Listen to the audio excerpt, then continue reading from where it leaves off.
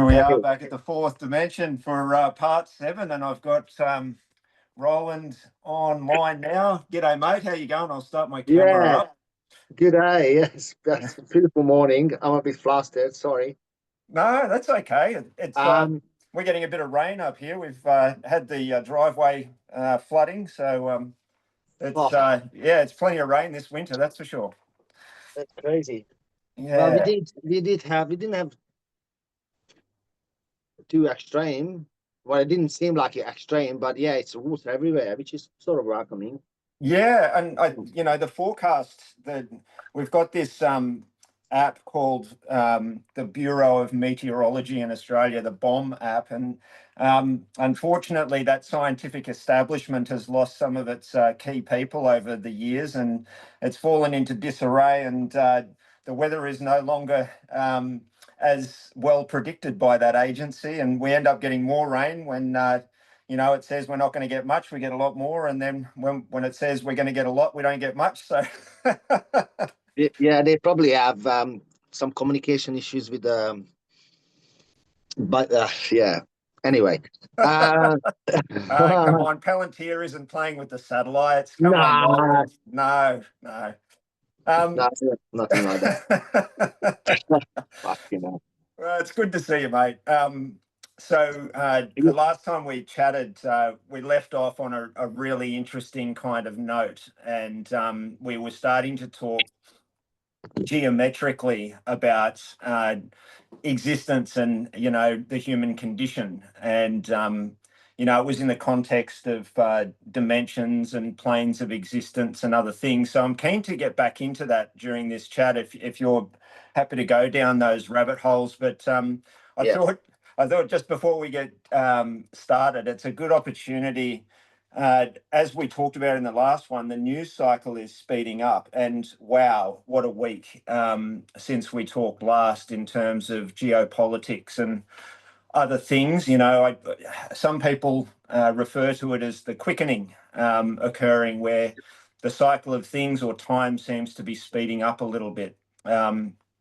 And just to kind of anchor this video chat in time, because we've finally caught up on the backlog of content, and now hopefully these chats will go out, if not on the day, at least a day later, so that the subject matter that we're talking about is fairly timely. yeah, That's my hope moving forward. So I've just been trying to get my kind of back end systems and my ass into gear, so to speak, to get these things up at the time. But this news cycle has been quite hectic recently. We've got the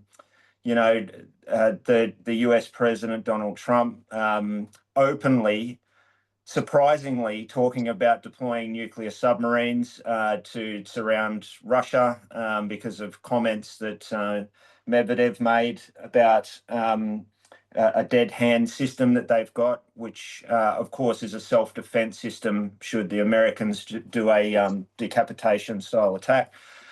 Anyway, we've got submarines floating around, and now the Russians are saying they know where they are and they can, blow them out of the water. yeah. Just gradual escalation on that front. We obviously have a new front in Thailand and Cambodia that's kicked off. So there's a lot going on. There's generals of NATO talking about occupying Kaliningrad with boots on the ground and other things. So things are not looking great. And then, of course, Donald Trump, in his usual fashion, has, instead of a 50-day deadline, has reduced it down to the next few days for Russia to comply with his directives. So we've got a lot going on in that space. And just to throw a curly one in there, just to Look, tantalise people's imagination a little bit, there's some sort of interstellar visitor that's come into the solar system that will pass the Earth and some other major planets over the next couple of months. There's all sorts of speculation online about, its origin, size. size, yeah. Size 20 plus kilometers across. Its color being odd.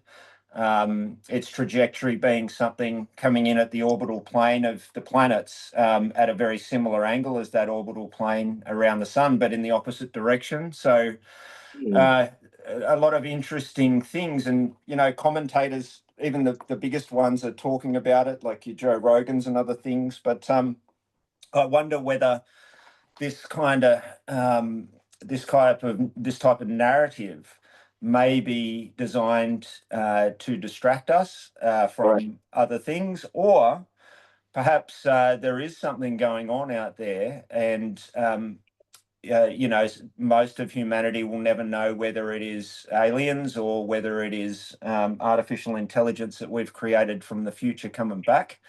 I'd be keen to explore that a little bit, but So, what's the validity of these claims? So, is that scientifically? So, is the people who actually charged with these sort of observation, they have proof that it's existed, correct? yes, they have proof. So there's major scientific agencies that have confirmed this thing coming into the solar system. There was another one a couple of years ago called Oumuamua, and Oumuamua was a very large object. It was like a cigar-shaped thing that traveled, traveled into the solar system, and it displayed some really interesting characteristics, including being able to speed up and slow down. And they were trying to work out whether it was because of solar radiation and water ice on it and all of this sort of stuff. But ultimately, there's a Harvard professor that has been following this for some time, and he thinks it is a very unique interstellar object. And the Oumuamua one was potentially a reconnaissance style probe, and this thing might be the follow-up technology, whether that it carries things or not, whether it's another technological device. It'll be interesting to follow that narrative. So when do you know when is that actually observed in the first this second object you were talking about? Yeah, the second one. So I think it's called 3I for India / Atlas. So 3I Atlas, and the word Atlas is relates to the telescope it was discovered with. It's an early warning impactor system telescope. So it's picked this thing up out past Jupiter somewhere, and it's going to take a trajectory that is very unique, and the chances of it happening are in the decimal points percentage, and it will take itself past, almost like a reconnaissance, past several major planets in the solar system, and then it will pass Earth, and then it will. So I think it'll pass Earth around late October or thereabouts, and sometime after that, and then that's based on its current speed and trajectory. But sometime in December, it'll head behind the sun as it continues its orbit through the solar system. So this orbit may see it come from behind the sun and accelerate out of the solar system. But what will be even more interesting is if it uses the sun as essentially a braking system. And perhaps because it's traveling at something like 100 kilometers a second, this thing. So, it might use gravitational effects to slow itself down, and humanity might be in for some sort of ontological shock around that time. So we'll see how that goes. So do you think it's something to do? So the observing that the ocean currents are changing, shifts, so polar shifts. Is that something that maybe it's related to? So they say that the ocean currents, the reversal of ocean currents is in fact our geological, well, actually the weather itself. Yeah, I don't know, to be honest. I don't think it's close enough to have any sort of gravitational effects or anything at this stage. But there's interesting nuances that we've talked about that are going on within this planet at the moment, and there's things like the jet streams are failing. So that's the atmospheric currents that have been stable for hundreds of years. They've been used as trade routes initially. The ships used to use the trade winds, which were generated by the jet streams, to do trade over a consistent period of time. But these jet streams, these trade winds, the global ocean currents, they're all destabilizing, and some of it's got to do with ice water melting and changing the salinity level of for example, in the North Sea up near England, etc., that fresh water that's melting is affecting the saline water, and that is creating some level of temperature change in the oceans and disrupting those cyclic systems. Yeah. Right. But yeah, mate, there's a lot to unpack in the news, but I guess we can keep doing that, or we can jump back into geometric matrices. Yes, I think at the end of the day, as much as we are going into details regarding to this subject, they're all related. So they're all Yes, connected, correct? they are. As much as we, focus on the elements of this, it's strange how I bumped into this very interesting subject, which is around free energy. Mm. And there's actually, quantum physics and an explanation on the fourth dimension, which is our podcast, really. With geometric shapes, obviously, my knowledge in that is quite limited. Obviously, we're still learning. Yeah. You're probably much more equipped with answers or theories in that field. But it's something where it's sort of new for us, isn't it? Yes, it is. And it's been hidden. Yes. There's a hidden knowledge we sort of unravel and trying to make sense of and understand, which I think is fascinating. Yes, it is. It is fascinating, and I was deliberate in choosing this name for these chats because I could see that eventually it doesn't matter who you talk to, you eventually end up circling or orbiting around some of these really important states of human being, let's call it. We talked about state and how it's a structure that gives us the ability to have resilience under entropy over time.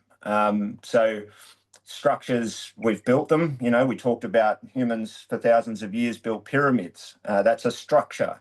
There's many deeper reasons, from my view, in why they built those, but obviously the structure itself in 3 dimensions is a very robust way of navigating into the future and passing knowledge into the future. So, correct. Yeah. So I guess, I'm the fourth dimension was a deliberate choice of words, because what we're doing is we're talking about human consciousness on this podcast. Essentially, we're talking to humans, aren't we? We're all humans. So here we go. We're talking about human consciousness.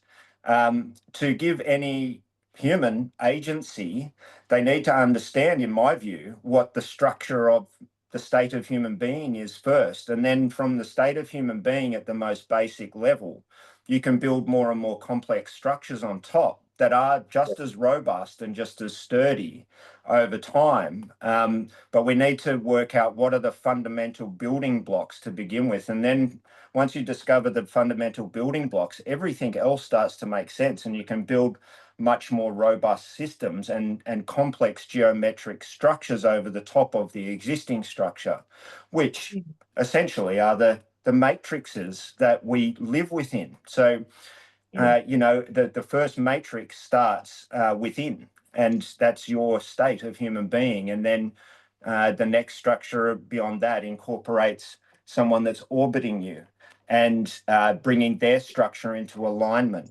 And then through further conscious observer effect interactions, you can bring further consciousness together into very robust structures.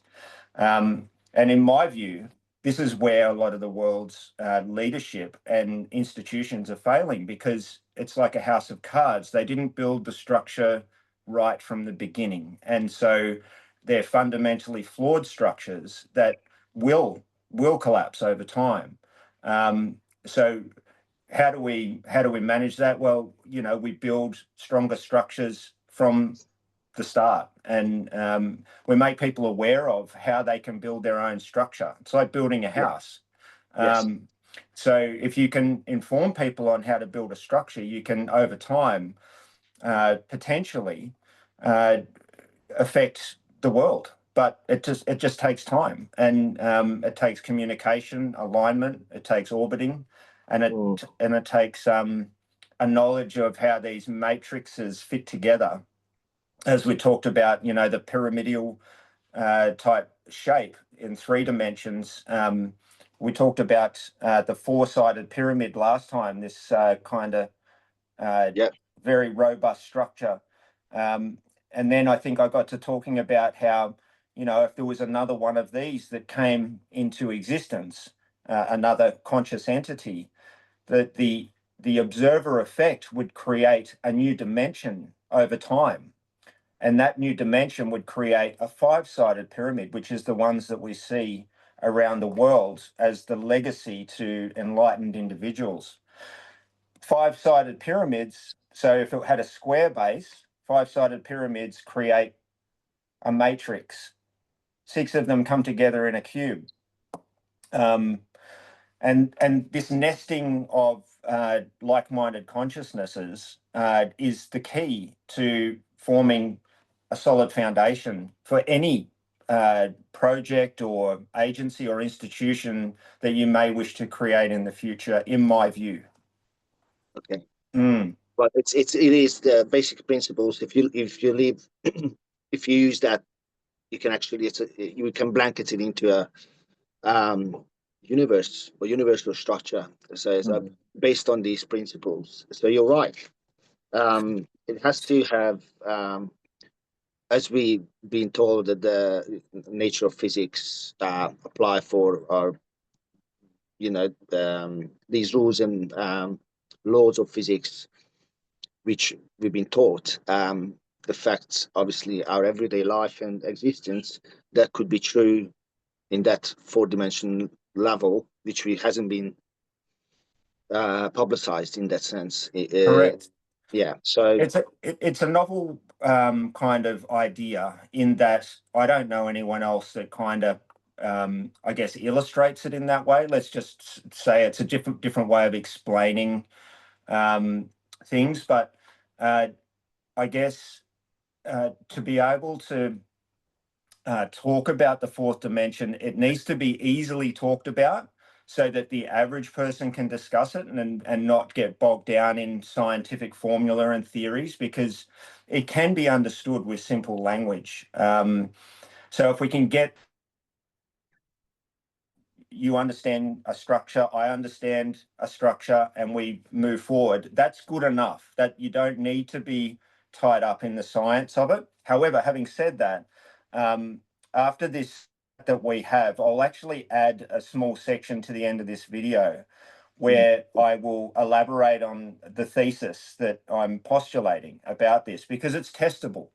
And I encourage anyone to test the theory. So I'll outline the thesis just on my own after our chat, but it'll all be part of the same chat.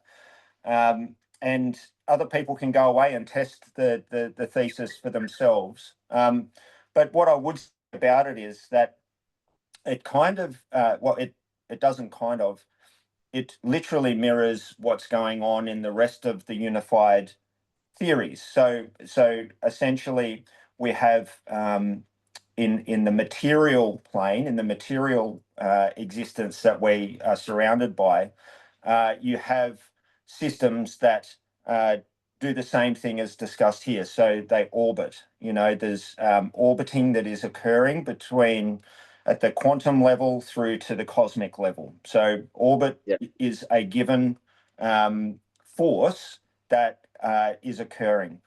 Then you have layers of complexity that need to be structured over time to be in existence. So this idea, this concept or philosophy of human consciousness fits into the model of how the rest of the known universe works at all levels of dimension.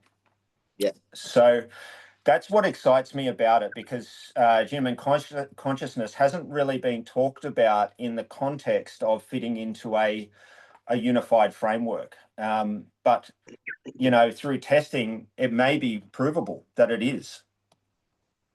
Yes. So that's how I'm thinking. So the things I want to talk about today is actually correlate to this idea, or postulate, gives a framework for what it is, and it's we're talking about the space field. It's in quantum physics. Basically, if they could simulate that if you remove all particles and energy from a given area, you create a raw space field, and that space field called I think Higgs field, which is what it does is basically, if you look at nothingness, it's a constant. So nothingness means that when you remove all energy and all particles, it's a field which is in constant motion. So, and it's not allowed to rest. So it's called a Heisenberg uncertainty principle, which got discovered in, I think, 1997. So it's all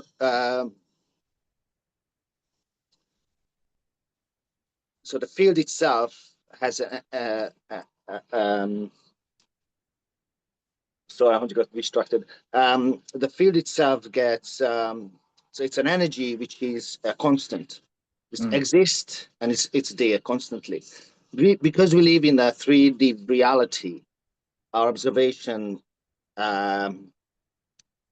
could deceive us in that sense that we don't see, we only see appear and disappear, like blinking in and out. And so that's been proven with the quantum vacuum fluctuation. Yeah. They basically had two metallic plates close to each other, and removing in a vacuum, and they observe we call it's a fluctuating current within these two plates. Yes. Which is they call the 0 point energy, and it's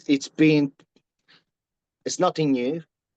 Unfortunately, these 0 point energy discoveries are suppressed because our energy is running on a grid, and as basically we're relying on expensive resources to provide us with energy, and it is the best financial interest for these trillion-dollar energy conglomerates to try to suppress all these free energy technology, basically.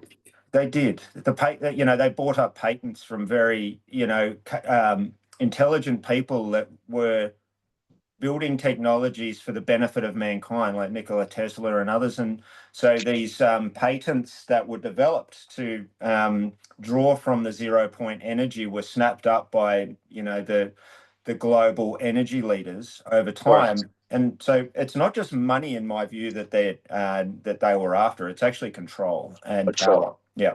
So 100%. yeah, and when you get control and power, you get money as a byproduct. So their main motivation, in my view, was control. And I didn't mean to interrupt there, but that 0 point that you talk about, keen to get into this because some people kind of conflate 0 point energy with dark matter or other things that are out there. Particles. Yeah. So it'd be interesting to get into this conversation.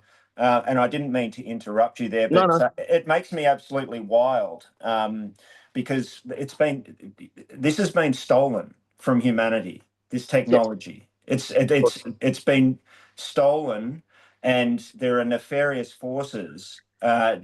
Even if the worst that's happened is these patents have sit on a shelf in some oil tycoon's office, just gathering dust, that is a tragic outcome for humanity. That if that's only the worst, anything beyond that is nefarious and evil. So yeah, so I'm sorry to interrupt you, mate. No, it's all right. So again, so what I'm trying to bring attention to, that suppression of free energy is also suppression of freedom, correct? Yes. So our freedom to be able to exist without these conglomerates, it's automatically their goal to keep us within this cradle and servitude, and the constant energy production, which via petroleum, coal, and all atomic energy and all that. Yes. Why I find it interesting and relating or relatable to this sort of subject, because if we say, for instance, we are to understand what it is, for an observer's point, if you look at a two-dimensional picture, like a drawing on a paper, if I put my hands on the paper or my finger on the paper, from the observer to the observant point of view, they only see a circle of the dots of where my finger touched the paper. Yes. But as soon as I lift my hand to the 3D on a plate and place my finger in the other part of the paper, from the observant, they only can see the anomaly disappears and reappears somewhere else. Mm. So, which in our observation would say it's coming in and disappear in out of existence, right? Yep. I'm Just following. because we can't see it, this is all it is. I put my finger on the paper, then I lift it up and put it on another part of that. Yep. So why is it important? Because just through observational effect that we can't explain. How does it just come into existence and disappear? Mm. So what they actually say that when a four-dimensional space dust permeates our reality, it comes in and out of fluctuation and has a ripple effect. And that ripple effect called what's it called, the Casimir effect, what they observed, and that's the 0 point energy. So that fluctuation is constant movement, which is our reality, create it's energy fields, which is we can't see, can't observe, but if we have the method, the geometric shapes, we can create that magnetic fields or orbits, then we can harvest this energy. And I believe that's the energy which connects everything in our 3D world. We can't see, of course, but that could relate our existence, our spirituality, our communication, and our interaction with the universe itself. Yes, I agree. And look, I think let's say that piece of paper that you were talking about that has a drawing on it, we've got an entity that exists in that two-dimensional realm in the drawing. It's looking at the drawing, thinking this is all that exists, and all of a sudden something appears over there on the drawing, and then something appears over there on the drawing. And so that two-dimensional being can't perceive 3 dimensions, so it has no idea of the third dimension. All it can see is things appearing randomly in its two-dimensional framework. In the three-dimensional world, you can just extrapolate that. So in the three-dimensional world of a pyramidal structure, as an Yeah. example, it Yeah. could be anything. Your body is an example of something in the three-dimensional world as well. So in the three-dimensional world, when we see something that we don't understand, it is coming from the fourth dimension or higher. So there's these dimensional aspects that we're coming to understand, but Yeah. they can come into our world, and it's very difficult to explain it in the context of simple terms or in a relatable way to people that, potentially don't have a scientific background. But I would say that things like, people talk about this very loosely and, in a spiritual way in some aspects, but things like deja vu, as an example. Yeah. Yeah. I'll just use that as a simple example. Being in a place you've never been in, but knowing where things are. Yes. Or understand when you meet someone, having a deep connection with them that has no reason to be there. Wow. In terms of, the fourth dimension is, so if I was to draw a triangle on a piece of paper, Yeah.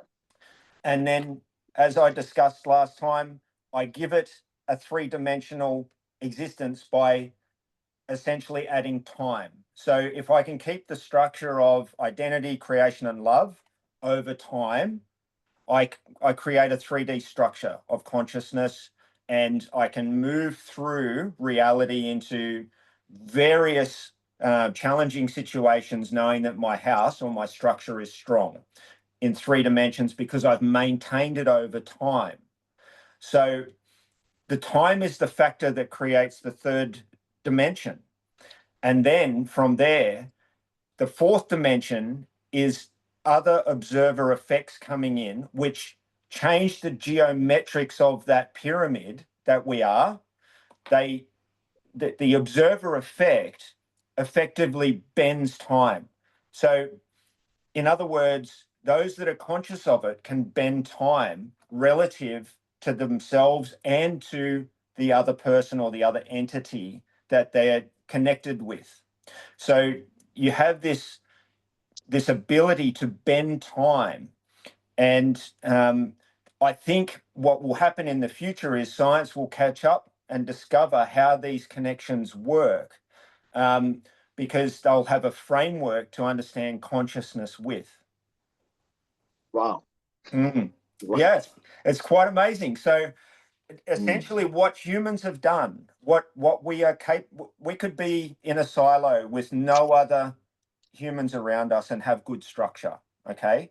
Yeah. In terms of, we could have food, shelter, water. We could be alone in the wilderness and have a reasonably strong structure.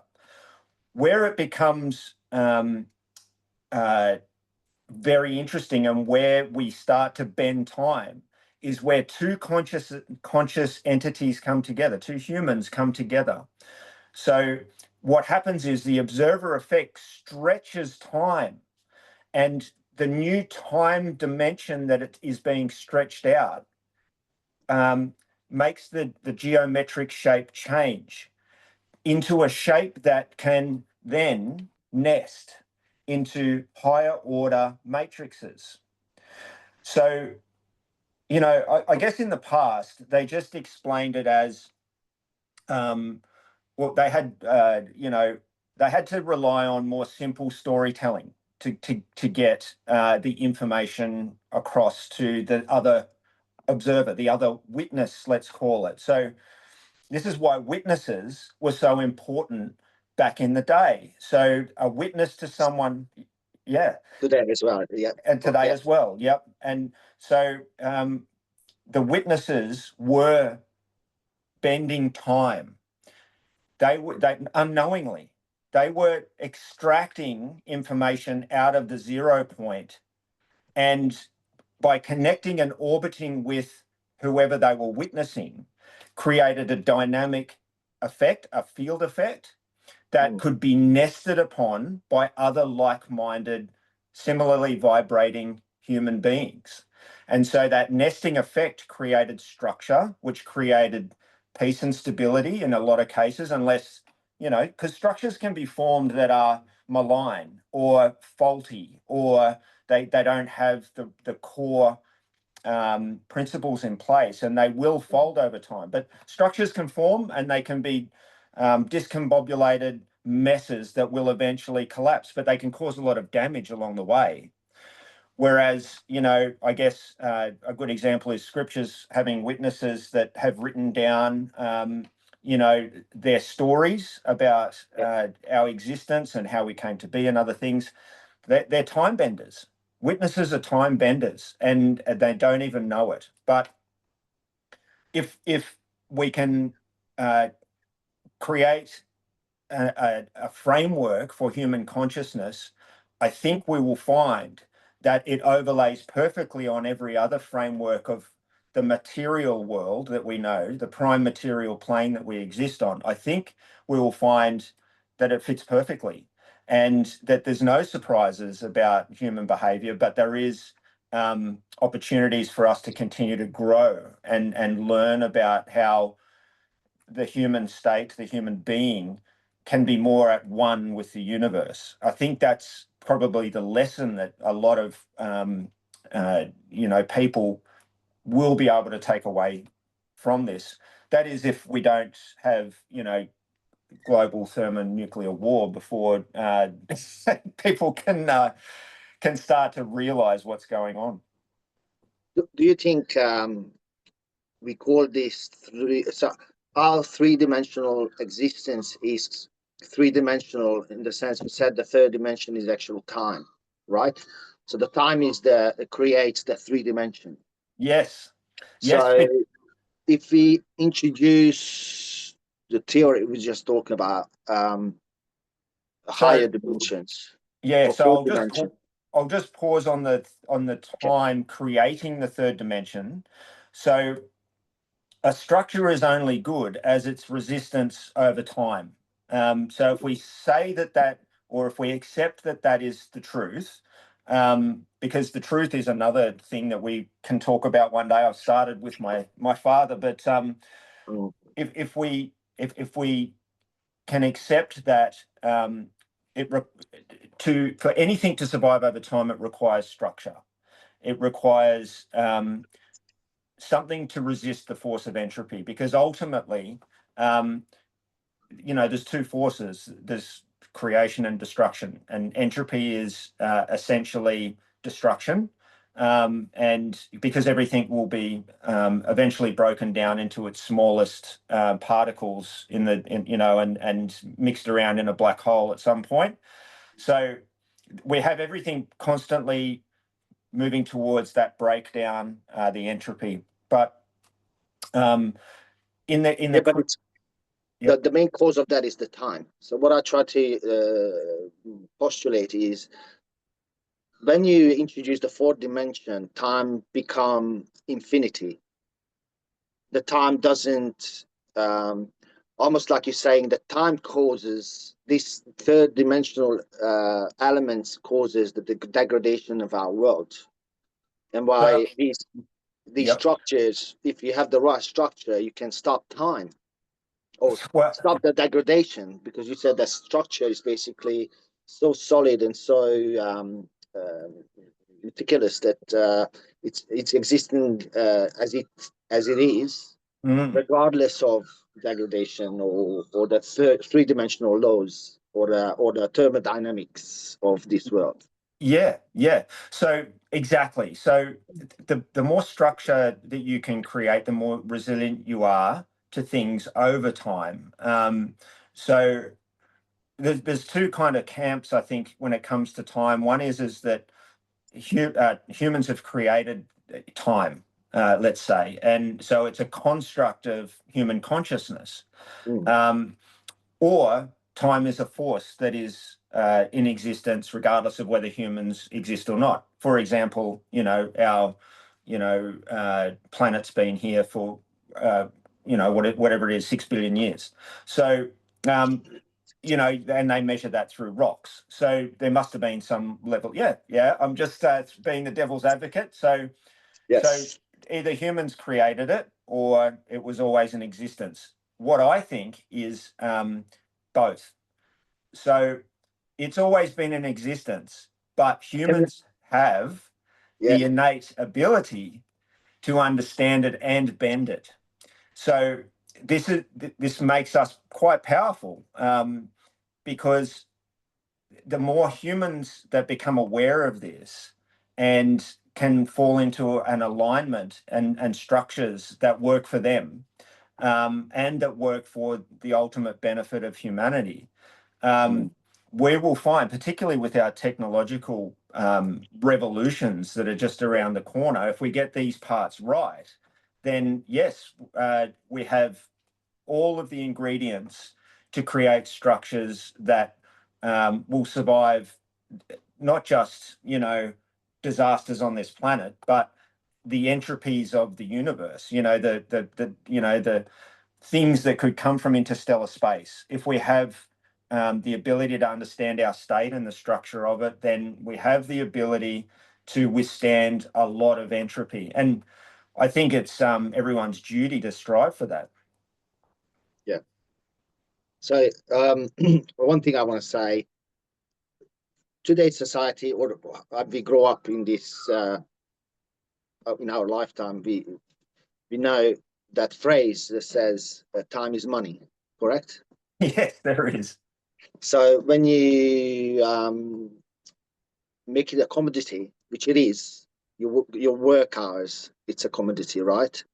It's a harvest of our time. Time is Yes. the most precious commodity of our existence in the Yes. three-dimensional world, correct?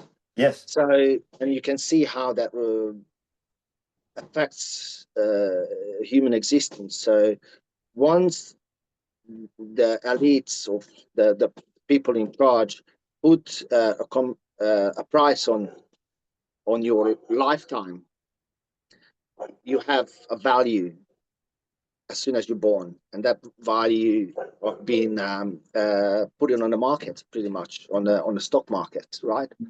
And so what we're seeing today with AI, and which scares the people in this system, we're going to create 800 million people basically without value, dead weight, which is unusable for the corporations.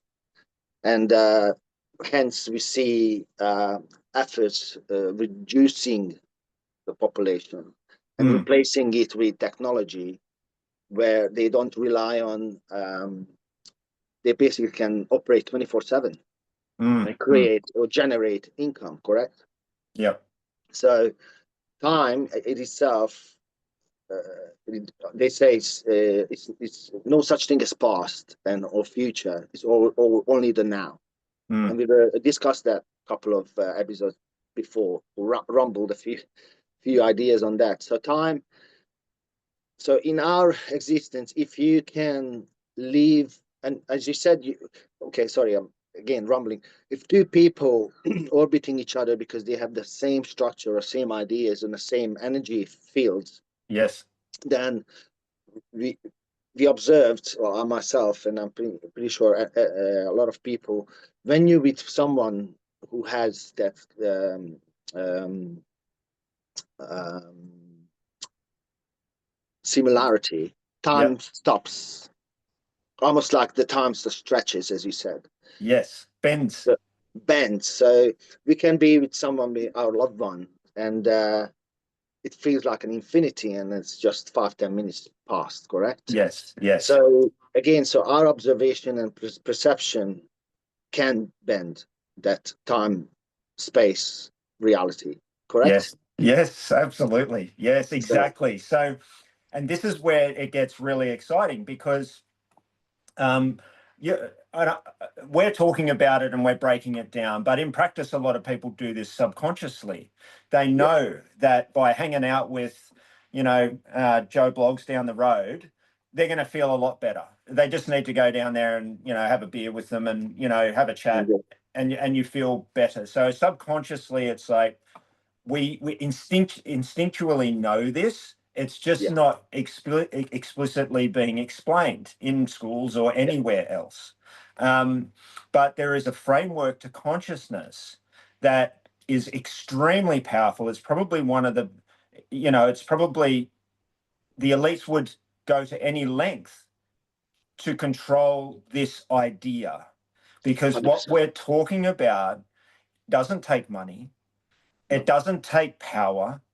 It just takes people connecting, and that's all. And that's terribly destabilizing, because if you get enough momentum, all civilizations have collapsed because the common man hasn't been happy. Think about that. So, it doesn't matter how much power they have. People that can become aware of this hold hope for the future, because it's the only force and structure that can survive the entropy of disasters and regimes and technocracies and maybe even alien visitation.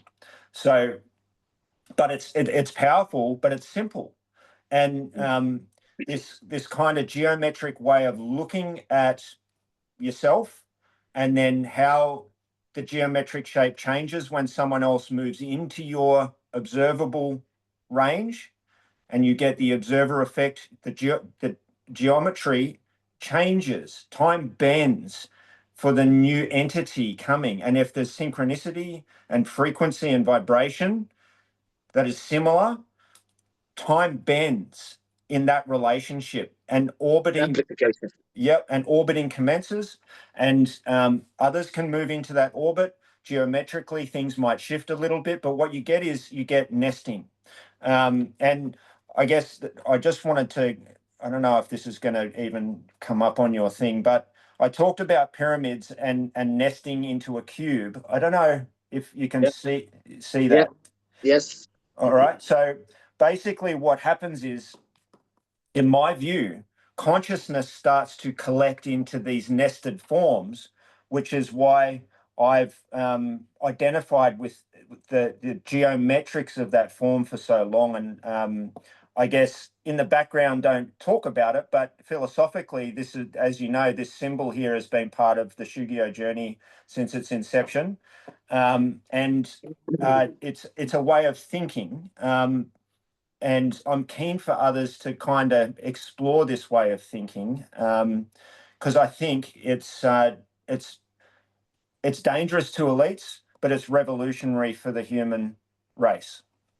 And that's so it's part of the basically squaring the circle. Correct. So and the cube itself, as we know, the cubicle, if you're looking at from the two-dimensional perspective, it's become a six-sided object. Correct. And so what I heard recently on that, and it's part of, again, quantum physics, that once you have this structure and you place one on the top of it, which would have the fourth dimension, then these structures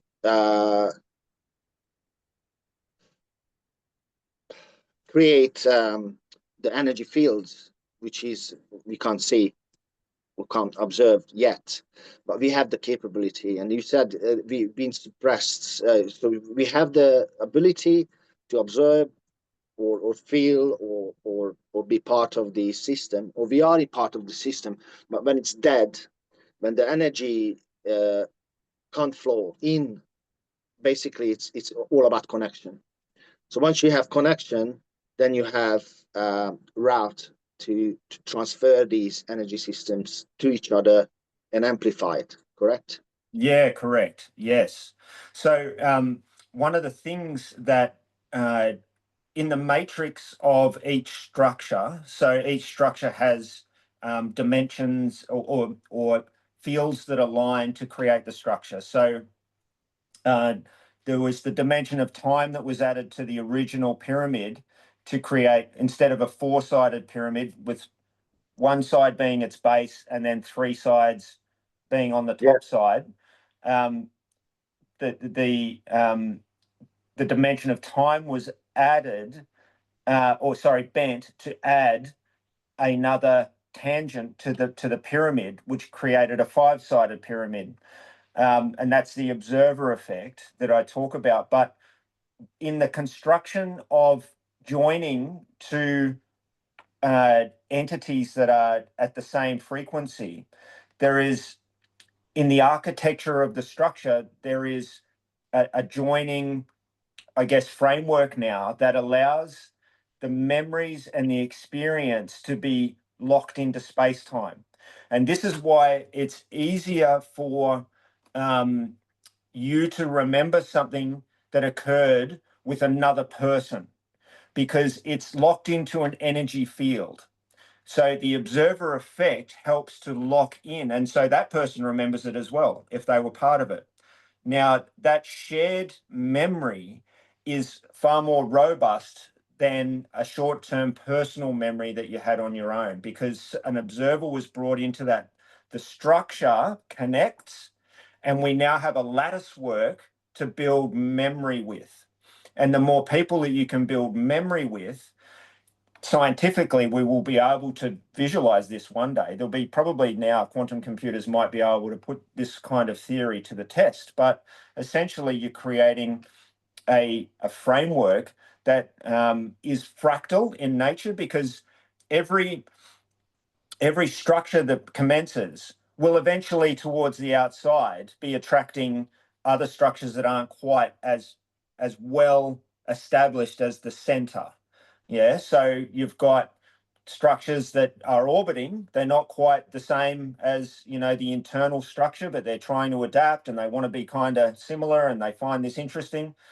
They will try and join. So the overall shape will become fractalized as more and more entities connect with it over time. But so long as the internal core remains stable, the fractals can be whatever they want out there in the universe. In fact, it adds complexity and beauty to life. But for the human state, you would want at least the majority understanding the concept. Whether they choose, free will allows you to choose whatever the hell you want. If you want to be, hedonistic and, just have grapes brought to you on a plate every day, this structure doesn't work for you. But if you really do want to establish, peace and stability and joy and love and creation in the future, then we've got to look at the fundamental structures first, in my view. 100%. So it goes back to the unity or unicent, and amplification. And if you create societies or communal structures, those structures are amplifying. And you said, it's so interesting how you said that when you have an experience by yourself or with some others, simple things I can think of when you go into a concert or an event, and you have an experience within. Maybe you hear that song, and you go with your mates, and you experience that ecstasy or the effect of that harmonies and vibration that creates that memory together. When we all go apart 20 years in time, come together, and we hear that exact same song, all of us going to generate the same energy of unity, what we experienced back then. So it doesn't disappear, it actually creates that memory of energy in you, and maybe dormant until you reconnect again with those people and create that same environment. Then you remember.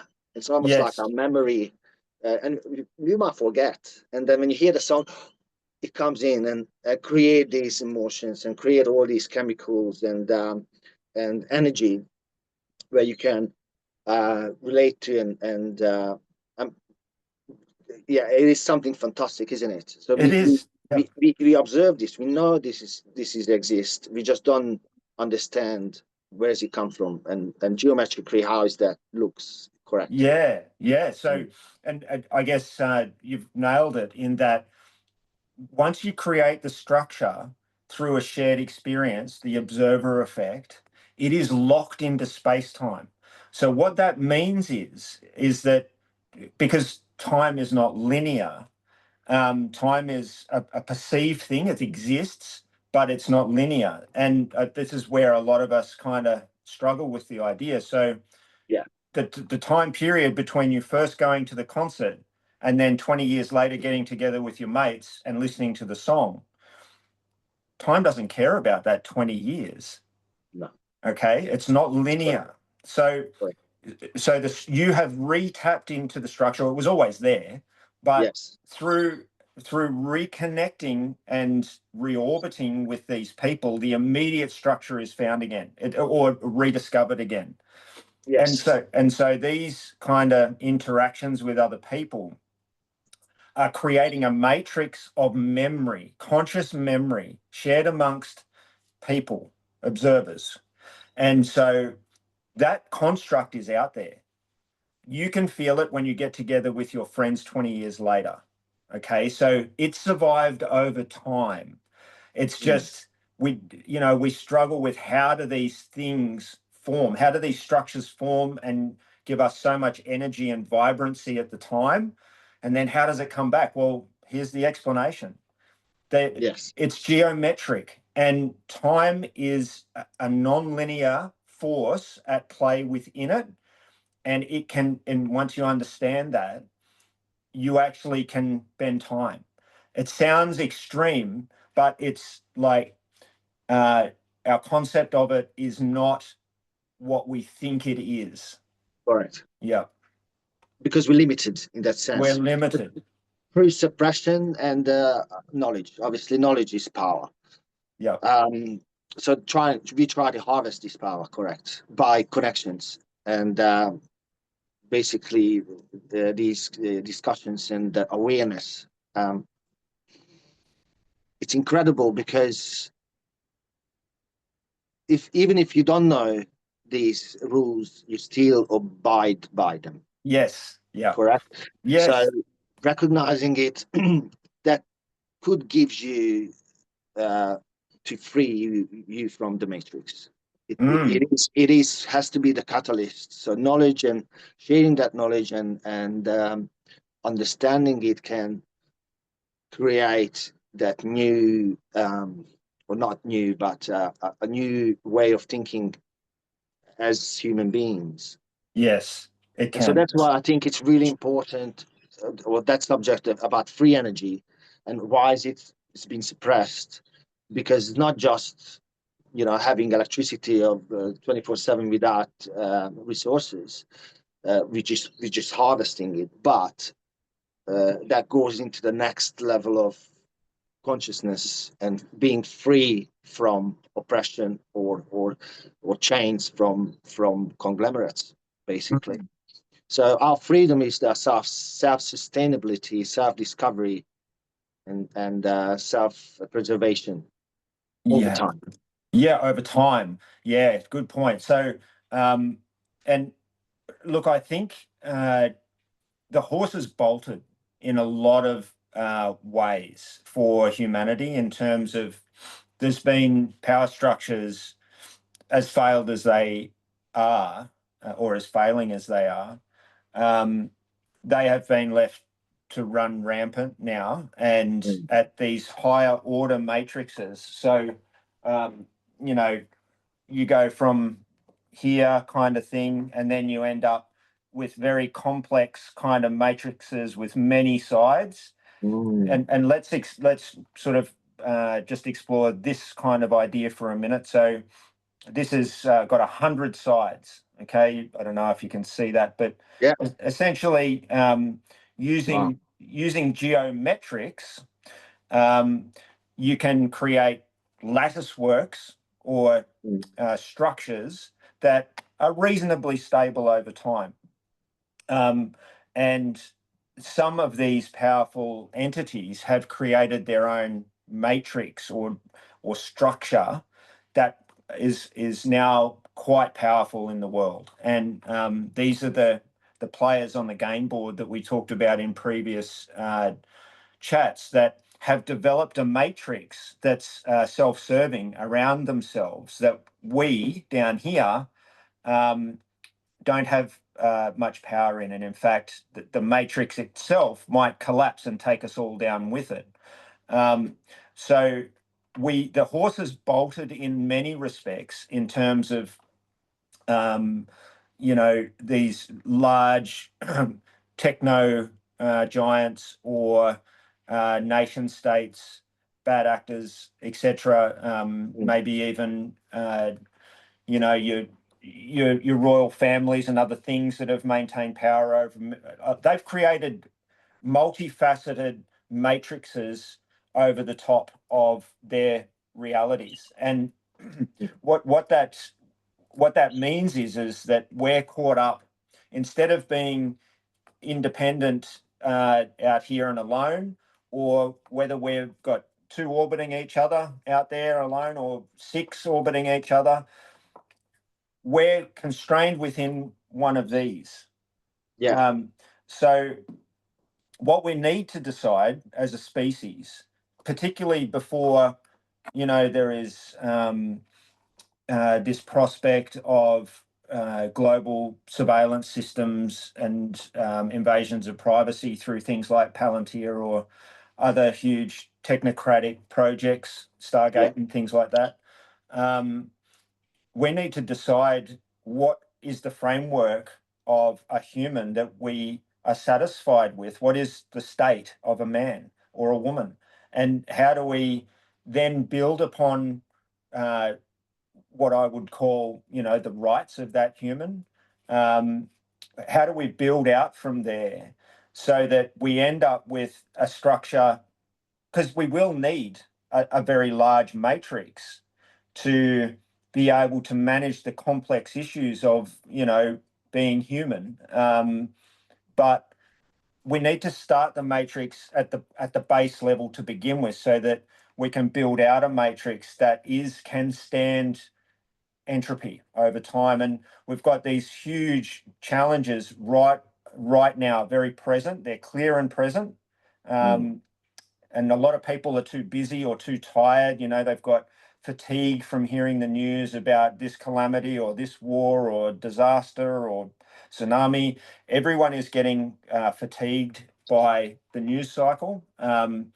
And so it will be too easy to acquiesce to the current matrix. People will just be so apathetic that they will accept the matrix for what it is. And we don't even know what levels of matrix are being built on top of it with technology now. So what I would hope is that people at least find enough strength and courage to see their own state for what it is and be a better person over time, because that will essentially create a new geometrical structure that is more resilient, and with enough consciousness behind that project, you will get a clearer and more stable matrix forming, and that people will understand why it's formed as well, because they will have started at the beginning, and I think that's part of the process. If you can chat with people about, well, what's at the beginning and what is the end game that we're after, and take people through that journey,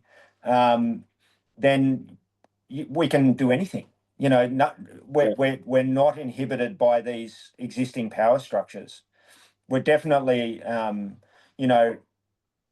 in fact, I would say that with the right people talking about it, that the other power structures might actually be looking for an off-ramp and be keen to understand. And I'll put that in the context of, there are large companies that maybe they're only talking the talk, but they talk about AI ethics as an example. So as AI is developed and superintelligence, they're trying to talk about, well, what are the ethics? What do we program this thing with to understand humans so that we can find alignment one day? I don't think they know. I think they're scrambling. There's no guardrails. But Yeah. this sort of chat and these sort of ideas, I think, might help to inform the the programmers of AI. It might go to help informing another species of consciousness that might attend this planet at some stage. Because if they were to turn up now and say, "Oh, explain the human condition to me," where do you start? So you got to Yes. start somewhere, and Yeah. I think if we can start somewhere, then through this process we'll all become more enlightened. Correct. And that's what it is. We awakening. So we go back to the same principles, isn't it? So you can tell the tree of its fruit. So the outcome, if that's serves our society as a structure for the better of or advancement of humanity, it has to be independent from control. It has to come from us and has to come from the energy surrounds us. And Yes. so we need to tap on or tap in doing so. And it starts, as you said, with the individual and the other individuals to find each other and build that structure around. You said about, and I know we're running out of time. You were talking about power structure. It's very, once you see it, you can't unsee it. We have symbolism and certain objects where we can see this with the. Keep thinking about the pine cone structure. I mean, you showed me a ball which is um, geometrically as a 3D flower of life, for instance, which just creating circles and going around, orbiting around these circles, you create that flower of life pattern, which is based on the Fibonacci Fibonacci ratio, which we observe not just in nature but with stable structures. You notice that the pine cone is main feature of the Vatican, for instance, and power structures. So they have the knowledge, the hidden knowledge of these structures and how powerful they are, which they obviously want to control. So control the narrative or control the knowledge, then you can control the outcome or the perception of humanity in that sense, Yes. correct? Yeah, absolutely. So how important is geometrics? And as you say, I sort of struggled in the beginning to understand, but the more we talked about and more I did a little bit of digging, you're absolutely right that geometric structures correlation for our uh, consciousness as a humanity as a whole. Mm. And Yeah. so yes, here you go. What also you said about the pyramid structure, they break it down as much as you see as a three-dimensional object. Quantum physics looks at every angle, every sides, and every point as a dimension Mm. itself. Yeah. So Yes. these are going to add up a lot of points within that one structure, which creates multiple dimensions. So there are points in our three-dimensional understanding, but reality is that they are multidimensional. We just Yes. observe the three-dimensional shape, correct? Yes. Yeah, correct. And Yes. so that's why it's hard to comprehend. As sometimes you think, oh, I can't imagine infinity. I can't imagine the vast of once you start adding zeros and you just how does that work? But Yeah. instead of trying to understand it with the three-dimensional perspective, we have to go beyond and say this is actually impermeates our reality with the Mm. multifacets or multidimensional reality. And so once we get comfortable with that, we can expand our consciousness. Correct? Yes, correct. Does that Absolutely. yeah, It okay. does. So if I guess so it doesn't sound complicated, I'll try and just summarize it. Uh, Essentially, things are orbiting each other, whether that's electrons orbiting protons, or whether it's moons orbiting planets, or whether it's solar systems orbiting black holes, or galaxies orbiting black holes. So we have these, the full spectrum of the existence that we can see in the universe following that principle, right? That's just one principle, but we can see it. And all I would say to anyone that, is trying to see this in their head, um, you know, you are not alone. As soon as another person is introduced into your world, you're now orbiting something, whether you like it or not. So there's a interaction, interplay that occurs. Um, Yes. Now, it's how you choose then, so this is free will, Yeah. how you choose to orbit, because you've no longer got a choice. Unless you're alone out in the wilderness, you know, you are going to be orbiting someone, or some, or a family member, a friend, a partner. You will have someone orbiting. Most of us have hundreds of people orbiting us, Yeah. and so we're constellations. But our choice is, how do we orbit? What do we choose to? What sort of alignment do we choose to find with those people orbiting us? So, do we choose orbits that are close? Do we choose orbits that are more distant? How do we want to nest? So that's an interesting word. So nesting is with a partner initially. The Yes. first part of the nest is finding the same frequency in the opposite energy, which is for me a female. So I find alignment, vibration, all of these similar factors, and the two pyramids essentially come above each other and start to Yes. spin. Yeah. Yeah. Okay. Yeah. So you can see the cube starting to form. Yeah. And so over time, you get a stable structure orbiting. The two pyramids are rotating. And then over time, your friends, family, others can start to fill out the framework, the matrix of the most basic structures, which are human relationships. All right.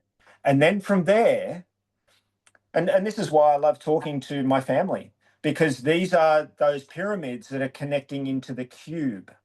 So Nice. if we can understand how each independent pyramid, person, entity can nest into a cube to form a robust structure, that's kind of a simple way of looking at this very complex issue, but it can be scaled out to any level. And obviously, you can have at the edges of any structure, you can have the ability to absorb things that aren't structurally exactly the same. You don't have to be a monoculture structure.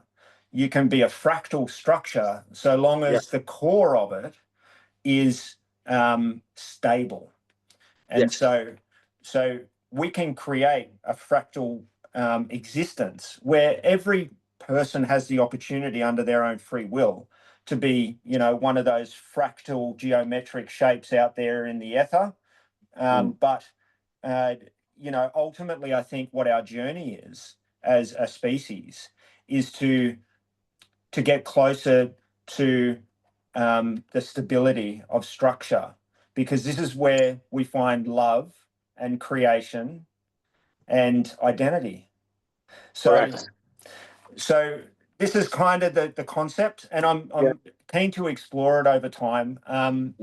It's that's it in its basic form. What I'd love to do is build out the next structure beyond this, because this is human consciousness coming together and nesting, um, which is one of the most powerful structures that you could ever achieve. Um, but there's other structures above that too. So how interesting what you said. It's exactly what I was thinking as you say. Two people come together, a man of me and a female, a man and a woman, orbiting around. They have the same create the same structure, and they attract each other, and that creates life. You Yes. create the third structure, and that creates the fourth structure. And generation, the family structure comes into place. So the family structure adds to that geometric shapes. And as you said, you do that same thing, creating families and family values and then society.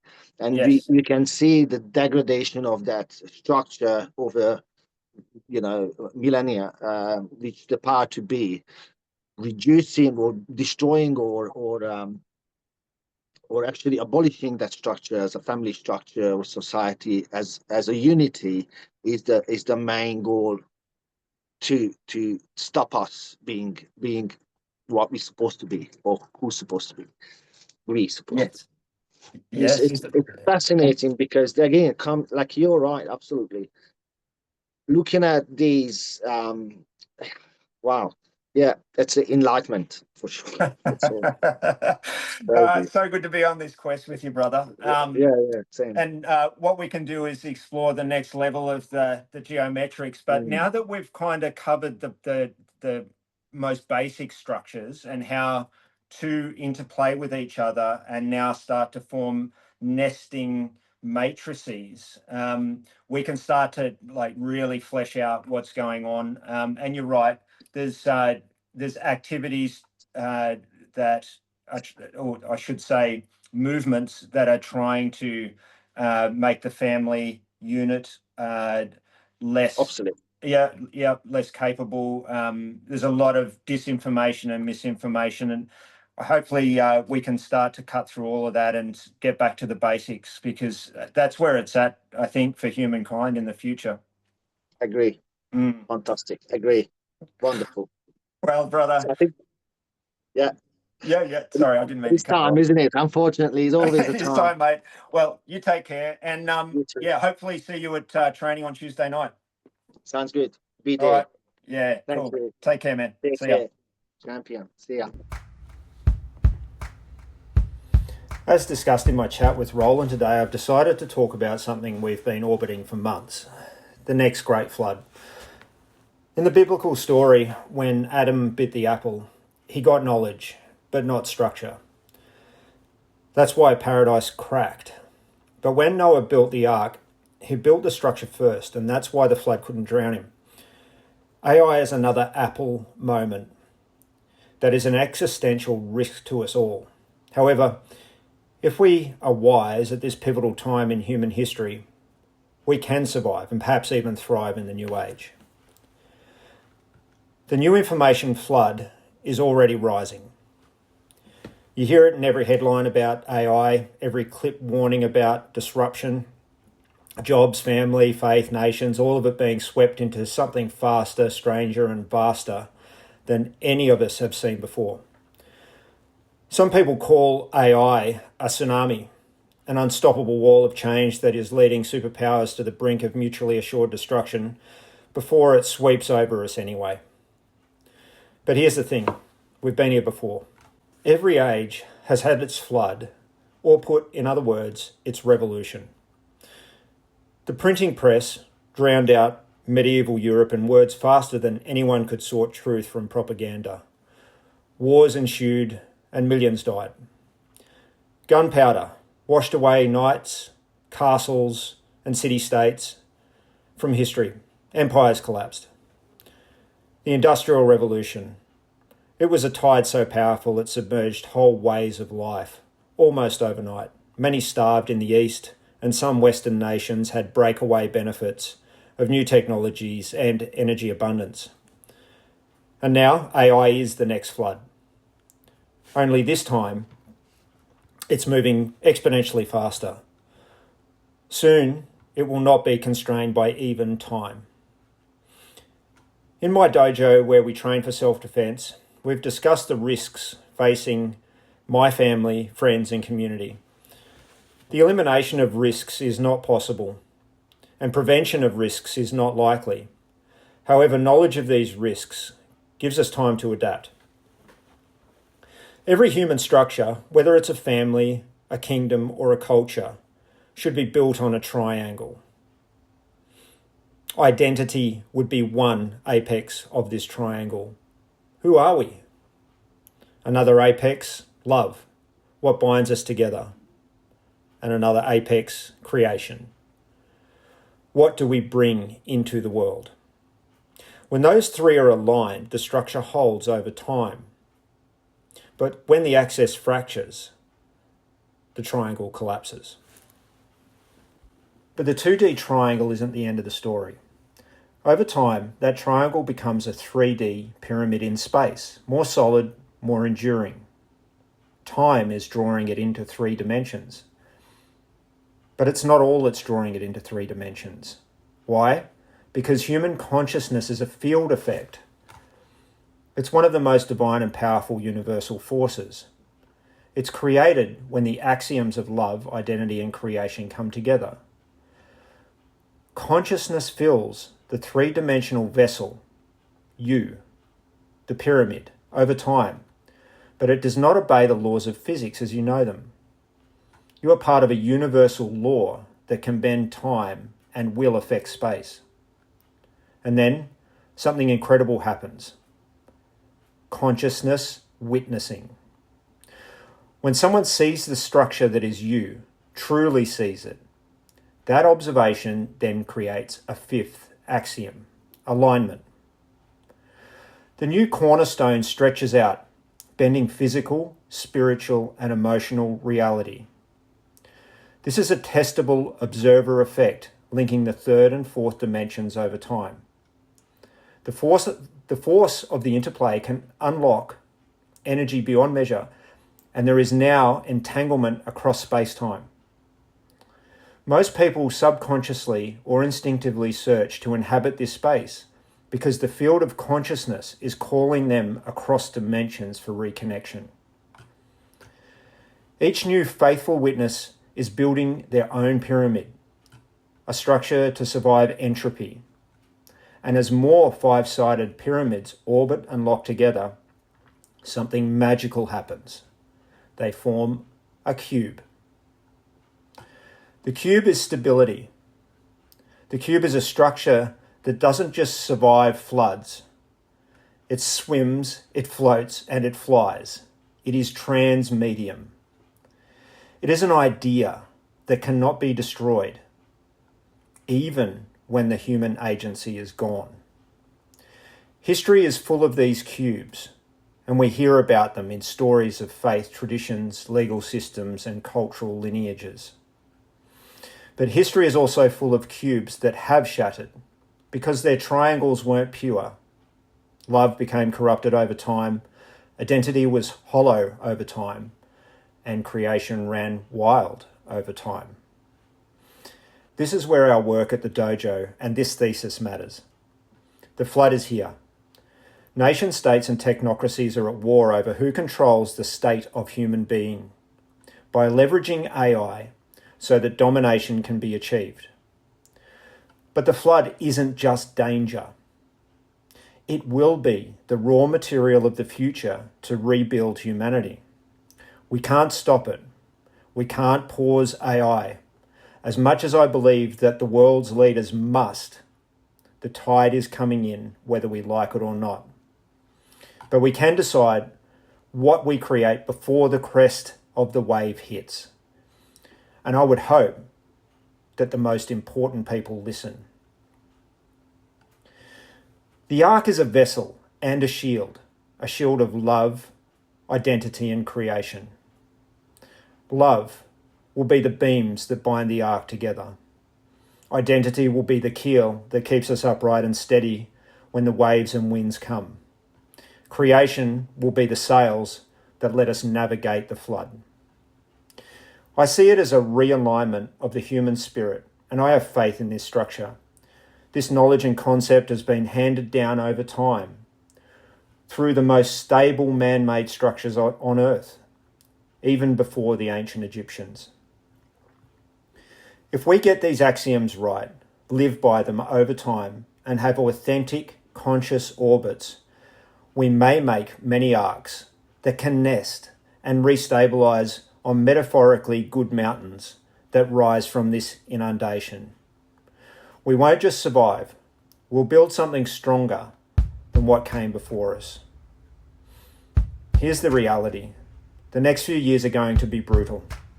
Some people will freeze on the beach as the tidal wave comes in.